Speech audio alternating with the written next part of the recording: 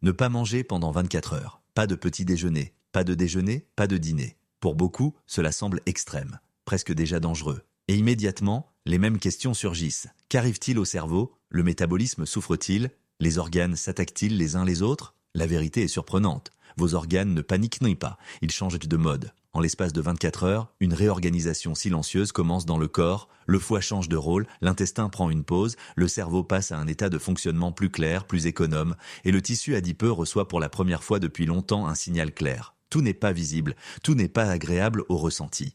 Mais une grande partie de cela est biologiquement prévue. Dans cette vidéo, vous apprendrez ce qui se passe réellement dans vos organes les plus importants lorsque vous jeûnez pendant 24 heures, quels changements sont judicieux, et où naissent les malentendus qui en inquiètent de beaucoup inutilement. Car 24 heures sans manger ne sont pas un état d'urgence. Elles sont un test de la flexibilité de votre corps. Pour beaucoup de gens, un jeûne de 24 heures n'est pas une étape consciente, mais une limite mentale, un point où l'incertitude commence. Ne pas manger pendant la nuit est normal. Ne pas manger jusqu'au midi est faisable pour beaucoup, mais une journée entière sans nourriture semble soudainement contre nature. Pourtant, c'est exactement le contraire qui est vrai. Le corps humain n'est pas conçu pour manger constamment. À travers les millénaires, des pauses alimentaires prolongées étaient de normales. Ce qui a changé, ce n'est pas notre biologie, mais notre environnement. Disponibilité constante, collation, boissons, stimuli. Si vous jeûnez pendant 24 heures, rien de magique ne se produit donc, mais rien de dangereux non plus tant que le corps est en bonne santé. Ce qui se produit, c'est un changement de priorité. Des organes qui sinon travaillent sans interruption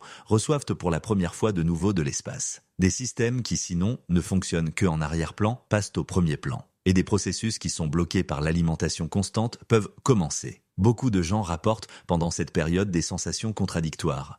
Une légère faiblesse, mais une tête plus claire. Des vagues de faim, mais aussi des phases de repos. Une agitation et en même temps une meilleure concentration. Cela n'est pas dû au fait que le corps est dépassé, mais au fait qu'il bascule entre deux états de fonctionnement. La plupart des malentendus, autour du jeûne de 24 heures, naissent parce que l'on ne pense qu'à l'estomac. Mais l'estomac n'est qu'une petite partie de l'histoire. L'élément décisif est ce qui se passe avec le foie, le cerveau, l'intestin, le tissu adipeux et le système hormonal, et surtout quand. Dans cette vidéo, il ne s'agit pas de savoir si vous devriez jeûner pendant 24 heures. Il s'agit de comprendre ce qui se passe réellement dans vos organes à ce moment-là, heure par heure. Car dès que vous comprenez cela, le jeûne perd sa terreur et devient un outil, pas une épreuve de courage. Ensuite, nous regarderons ce qui se passe pendant les premières heures et pourquoi le foie y joue un rôle clé. Pour comprendre ce qu'un jeûne de 24 heures provoque réellement, il est utile de considérer la journée par phase. Non pas comme une privation, mais comme une adaptation organisée. Heure 06, digestion et transition. Dans les premières heures après le dernier repas, le corps est encore en mode postprandial. L'estomac se vide, l'insuline est élevée, le foie stocke le glucose sous forme de glycogène. Pour la plupart des organes, c'est la routine. Encore rien de particulier ne se passe. Le jeûne n'a biologiquement pas encore commencé. Heure 6-12, le foie prend le relais. Maintenant, le foie commence à jouer son rôle central. Le glycogène stocké est libéré pour maintenir la glycémie stable.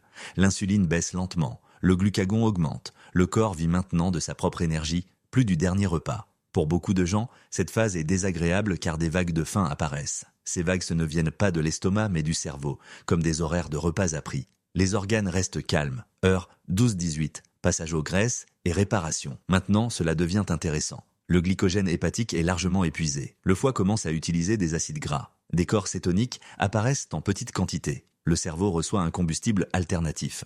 Beaucoup de gens rapportent ici une concentration plus claire ou un calme intérieur malgré la faim. L'intestin est au repos. Les signaux inflammatoires diminuent. Les processus d'autophagie commencent lentement à augmenter. Ce n'est pas une détox, c'est de la maintenance. Heure 18-24. Réorganisation énergétique. Dans cette phase, l'insuline est basse et stable, le tissu adipeux devient plus actif. La graisse viscérale est sollicitée hormonalement différemment que dans le mode alimentaire. Les organes le travaillent au plus efficacement, pas plus lentement. Le cœur bat calmement. Le foie régule au lieu de stocker. L'intestin reste soulagé. Le cerveau économise de l'énergie sans tomber dans le besoin. Important est, dans cette phase, le corps décide si cette situation est sûre. Si le stress est bas, que le sommeil a été bon et qu'aucune panique ne surgit, le corps n'évalue pas le jeûne comme une menace, mais comme une pause contrôlée. C'est précisément pourquoi le jeûne de 24 heures n'est pas un état d'urgence, mais un test de la flexibilité métabolique. Tout le monde ne doit pas le faire. Tout le monde n'en profite pas de la même manière. Mais si le corps le gère calmement, cela montre une chose très clairement.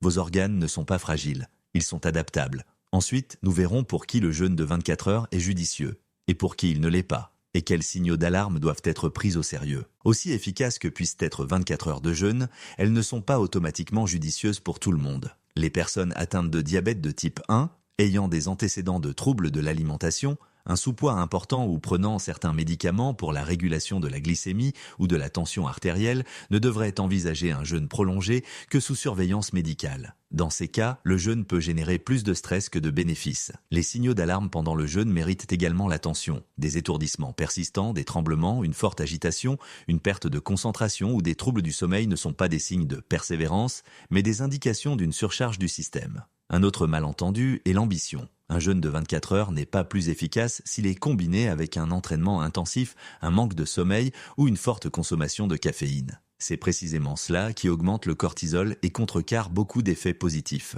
Le jeûne ne fonctionne que s'il reste calme. Le corps n'évalue pas la durée, mais le contexte. Si la pause semble contrôlée, il réagit de manière coopérative. Si elle semble menaçante, il passe en mode défense. 24 heures de jeûne ne sont pas une auto-expérimentation ni une preuve de discipline. Elles sont une invitation au corps à passer dans un autre mode. Lorsque l'insuline s'apaise, que le foie régule au lieu de stocker et que l'intestin prend une pause, quelque chose d'important se manifeste.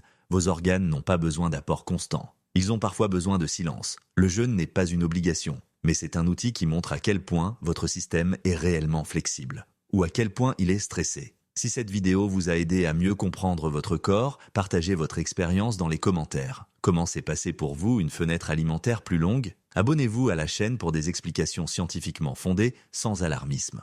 Dans la prochaine vidéo, vous apprendrez pourquoi certaines personnes reprennent immédiatement du poids après le jeûne et d'autres non. Votre corps n'est pas sensible. Il réagit simplement très précisément aux signaux que vous lui donnez.